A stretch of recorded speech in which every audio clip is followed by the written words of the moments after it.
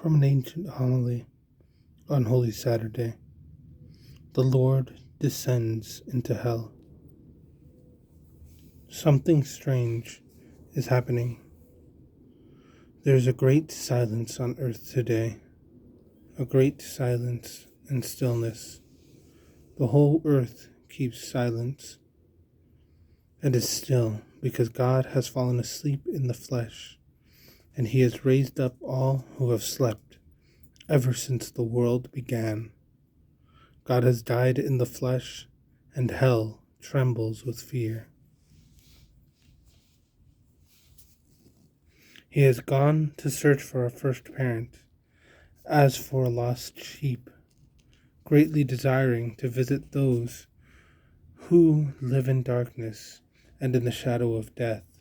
He has gone to free from sorrow the captives Adam and Eve, he who is both God and the son of Eve. The Lord approached them, bearing the cross, the weapon that had won him the victory.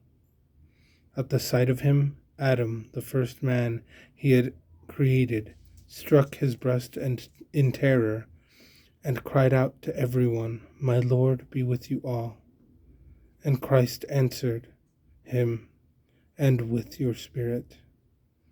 He took him by the hand and raised him up, saying, "Awake, O sleeper, and rise from the dead, and Christ will give you light. I am your God, who for your sake have become your Son. Out of love for you and for your descendants, I now, by my own authority, command all who are held in bondage to come forth, all who are in darkness to be enlightened, all who are sleeping to arise. I order you, O sleeper, to awake. I did not create you to be held a prisoner in hell. Rise from the dead, for I am the life of the dead. Rise up, work of my hands, you who were created in my image. Rise, let us leave this place, for you are in me and I am in you. Together we form only one person, and we cannot be separated. For your sake, I, your God, became your son. I, the Lord, took the form of a slave. I, whose home is above the heavens, descended to the earth and beneath the earth.